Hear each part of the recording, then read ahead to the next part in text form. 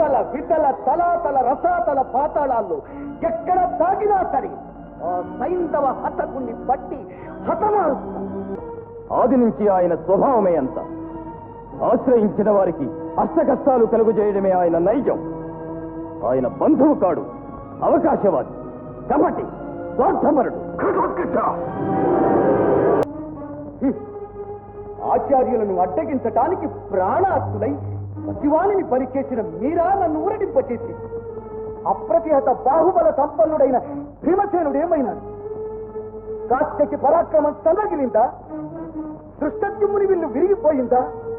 వీరాది వీరులమని పీరాలాడుతూ విరుదలాక్షణాలు తగిలించుకున్న ధీరులంతా గాజులు తొలగించుకున్నారా? భేదమే కాని తిరిగి రావటమే తెలియని పశువాణిని పరిచేసిన పాషాణ హృదయుడు ఎవరు? ఈ దుస్సాహసానికి నా బిడ్డను నియోగించిన కఠినాత్ములెవరు? మాట్లాడరే. నేనే నేనే ఆ పశువాణ్ణి రణరంగానికి పంపించిన రక్కసుండి నేనే. నా అపరాధానికి దండన విధి. కాదు ధర్మానందన్, అపరాధం నాది. శాస్త్రవులు కవ్వించారని గర్వించి వెళ్ళటం నాదే తప్పు. ఆచార్యులను అడ్డుకోగల ఆహవ కోవిదులున్నారని భ్రమించటం నాదే తప్పు. నా ఏకైక పుత్రుడు, నా జీవికా జీవాన్ని మీకు అప్పగించి వెళ్ళటమే నా గొప్ప తప్పు. అర్జున, అర్జున, ఆత్మనింద మహాపాపం. విధి విలాసం ఎవ్వరూ తప్పించలేదు. అవును, ఎవ్వరూ తప్పించలేదు. నా అపరాధానికి శిక్ష నేను అనుభవించక తప్పదు. అభిమన్యుడు లేని ఈ అర్జునుని జీవితము చంద్రికా విహీన శరత్రాత్రి. నా కుమారుడు లేని లోకంతో నాకు నిమిత్తం లేదు. అభిమన్యుడు ఎవరా పరిహాస ప్రియుడు? ఆత్మహత్య నుండి నీవు వారించిన బ్రాహ్మణుణ్ణి నన్ను అడ్డగించి ఎన్నో ధర్మపన్నాలు బోధించి నీవే ఆ మహాపాతకానికి ఒడిగడుతున్నావా? ఇదేనా నీ వివేకం? ఆడి తప్పనన్న నీ ధర్మపరత్వం ఇంతేనా ఫల్గుణ? అవును అర్జున, ధర్మభ్రష్టుడవై ఇహపరాలు రెంటిని దూరం చేసుకో.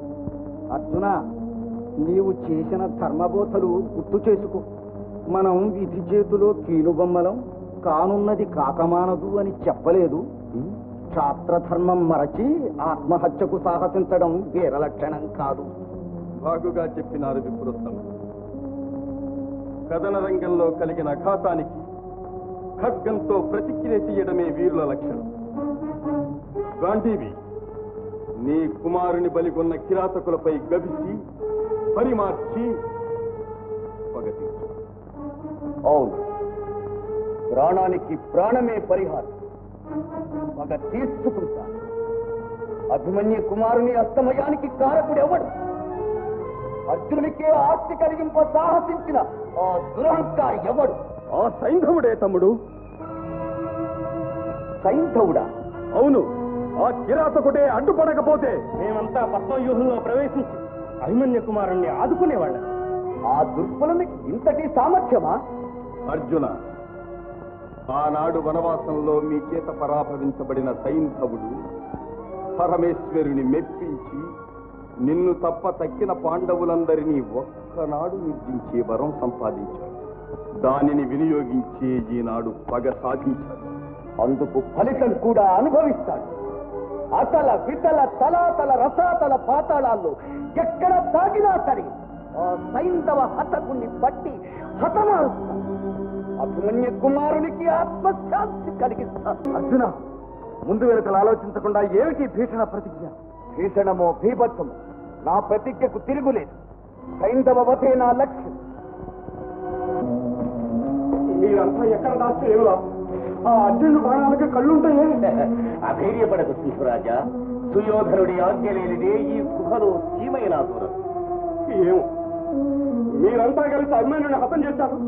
ఆ పాపం నా కంఠానికి చుట్టుకుంది. ఆ అర్జునుడు నన్నొక్కనే హతం చేస్తానని ప్రతిజ్ఞ చేయాలా? ఎవరేం చేసినా మన మేలుకి. నా తల పోవటం మీకు మేలా? అంతలే, తన దాకా వస్తే గానీ అర్థం కాదు. అపార్థం చేసుకోకు బావా. నీ ప్రాణరక్షణలో నీకన్నా మాకే ఎక్కువ అవసరం. సూర్యుడు అస్తమించేదాకా ఓపిక పట్టి ఇక్కడే దాగి అస్తమించగానే అర్జునుడు అగ్ని ప్రవేశమనరించి అంతరిస్తాడు. అప్పుడు మా తల ఫలిస్తుంది, నీ తల నిలుస్తుంది. నిర్భయంగా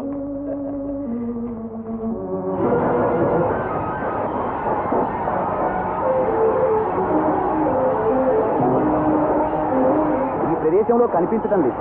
అతుకోని బావా.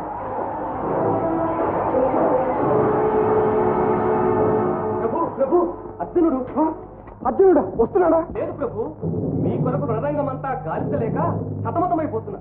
అంతే కదా, గాలించని అస్తమయం అయ్యే వరకు ఆపంలోనే ఉంటే బాగానే అంతరిస్తాడు.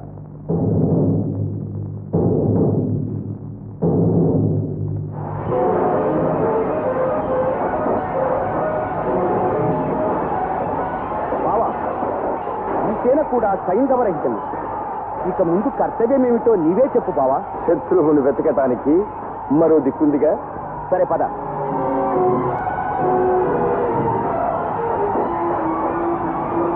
బావా, ఈ దిక్కున కూడా ఆ దుర్మార్గుడు గోచరించుటలేదు. నా ప్రతిన నెగ్గే యోగం లేదంటావా? అధైర్యపడక అర్జున.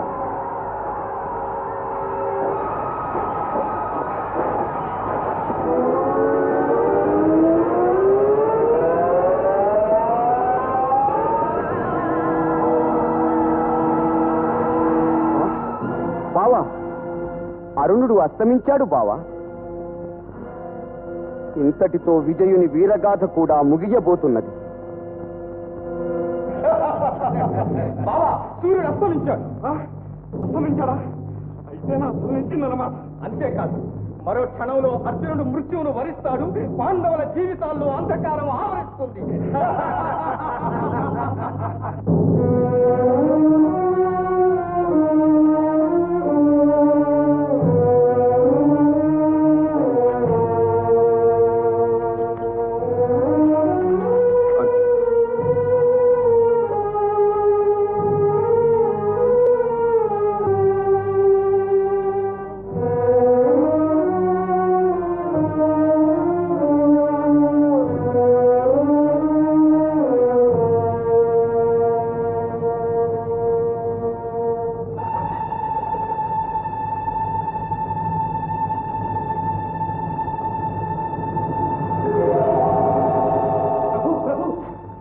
నిప్పు పెట్టా, అర్జునుడు అందులో దూకపోతున్నాడు. పంచకాలంలో అర్జునుడిని కళ్ళారా చూడాలనుంది బావ. సవ్యసాచి సజీవంగా దగ్ధమవుతుంటే మాకు చూసి ఆనందించాలను. పదండి.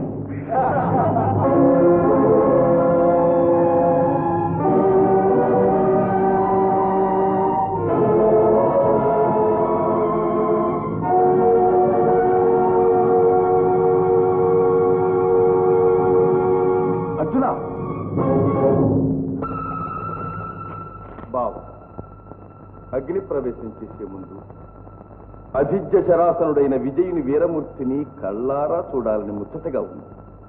ఏది గాంధీవం ఎక్కుపెట్టు.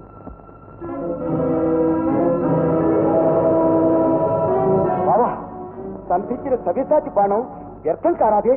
ఎన్నటికీ వ్యర్థం కాదు.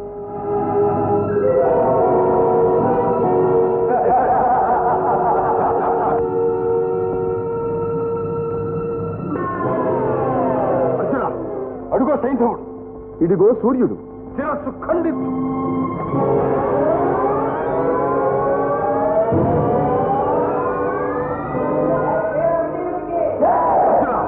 ఆ తల వద్దని ఎప్పుడే చెప్పానుగా. అసలాగవంతో అక్కడే నిలుపు.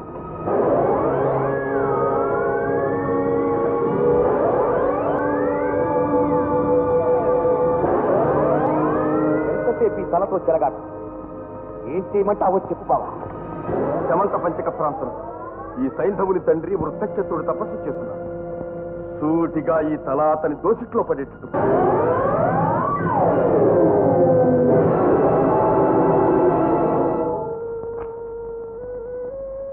సుభద్ర, నీ పగ చల్లారిందా అమ్మ? అభిమన్యుని ఆత్మ శాంతిస్తూ. కానీ మా అంతరాత్మల్లో చెలరేగే ఆవేదన అంతరిస్తుందా అన్నయ్య? ఆనాడు నా సంతానం చేత భారత సామ్రాజ్యాన్ని ఏలిస్తానని మాట ఇచ్చావే, ఇదేనా? విచారపడకమ్మా. ఉత్తర గర్భవతిగా ఉందిగా, ఆమెకు జన్మించే శిశువే భారత సామ్రాజ్యానికి భావి సామ్రాట్ అవుతాడు. నా మాట తప్పదు. అవును, నీ మాట తప్పదు. నీవు తలుచుకుంటే అనుకున్నంత చేసి తీరుతా. ఆనాడు సుభద్రకు పద్మవ్యూహ వివరాలు పూర్తిగా చెప్పనియ్యకుండా అడ్డుపడ్డావు. ఈనాడు ఆచార్యులు పద్మవ్యూహం పన్నుతారని తెలిసి కూడా అభిమన్యునికి నా అండ లేకుండా చేసి పుత్రశోకం మరిపించటానికి మాయా బ్రాహ్మణుని చేత నాటకం ఆడించాం. అసాధ్య ప్రతినలు చేయించి సూర్యునికి చక్రమట్టం వేసి సైంధవుణ్ణి చంపించాం. ఇదంతా నీ సంకల్పం కాదా? సర్వజ్ఞుడవే, సర్వసమర్థుడవే, నీవు సంకల్పించుకుంటే పసివాణ్ణి సంరక్షించలేవా? ఇదేనా నీ పాండవ పక్షపాతం? ఇంతేనా నీ భక్తవాత్సల్యం? అదంతా మన భ్రమ. ఆది నుంచి ఆయన స్వభావమే అంత. ఆశ్రయించిన వారికి అష్టకష్టాలు కలుగజేయడమే ఆయన నైజం. ఆయన బంధువు కాడు, అవకాశవాది, కపటి, స్వార్థపరుడు. అర్జున, శోక విహ్వల చిత్తంతో నిందిస్తున్నావు. నీకెన్నిసార్లు బోధించినా పామరత్వంలో సత్యాన్ని గ్రహించలేకున్నావు. ఈ సృష్టి లీలంతా నాది. నేనే నా సంకల్పంలో ప్రభవించి భాషించి లయిస్తున్నది. దివ్యులకు దివ్యర్షులకు అగోచరమైన నా విశ్వ విరాట్ స్వరూపాన్ని వీక్షి